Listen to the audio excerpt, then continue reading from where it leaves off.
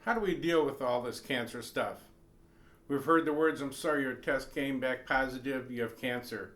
Geez, we're shocked, we feel numb, we're lost. How do we deal with all this stuff? Some of us deal with it better than others.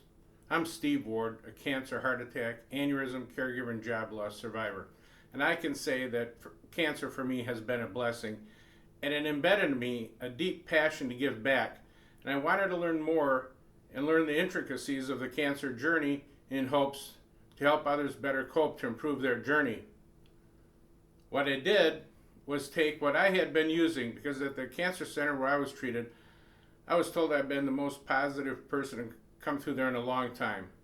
Well, positivity is great, positive thinking, positive attitude, but that requires no action. I needed something that would require action and responsibility on my part.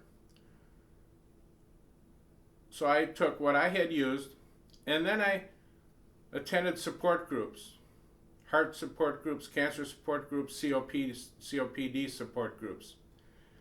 And what echoed in all of those groups was that everybody's coping with things differently. Everybody has a different ability to cope than others. Some cope better than others, some don't cope too well. We can all use a little nudge along the way to improve how we cope in hopes to improve our journey. And what came up were ideas, suggestions, coupled with I had been using to develop an interactive guide on ways to cope with cancer. And it is built around the foundation of the pillars of strength, which actually are pillars of goodness. Awareness. Have awareness of your goodness within and around you. Some people have a lot of goodness. Unfortunately, some people and families might have less. It might be more difficult to find. Either way, there's always goodness there. Search deep, and there's goodness there, and draw strength from that. Acceptance. Accept the fact of your situation, that you have cancer. You can't change it. Not easy to do, easy to say, but not easy to do.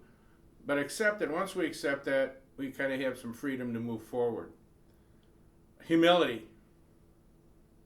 Hearing you have cancer certainly gives you a dose of humility, but embracing the grace of humility, that's serving others before yourself while expecting nothing in return. And what's so wonderful about that is you help so many people, because by not expecting anything in return, it's kind of crazy how things come your way out of the blue, and they just appear, opportunities to act. Forgiveness. The grace of forgiveness is so powerful. We don't forgive really to forgive the other person. We forgive to remove the resentment and burden from our back and no longer carry that heavy burden. They have the freedom to move forward. So if you can find a way, forgive cancer. It didn't pick you, you didn't pick it. Sometimes it just happens. Maybe it's genetic, whatever it might be, it just happens. Compassion. Too often society is ready to judge people. And I did that in the past.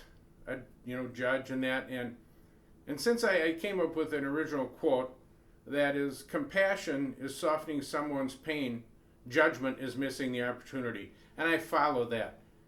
And that has really helped me with my awareness and looking into people's eyes and wanting to know the story within. And to have the patience and the empathy to listen to their story has helped me, and hopefully in some way I've helped them as well. Gratitude. Gratitude is the focal point of the pillars of strength. Gratitude is thankfulness and appreciation for everything you have. Not thinking of what we don't have, but everything we have, and the strength we can draw from that and the power we can draw from that. Generosity. Generosity is often associated with monetary giving. It's much more than that. It's really recognizing opportunities for acts of kindness, and more importantly, acting on those opportunities. Faith. Have faith in yourself.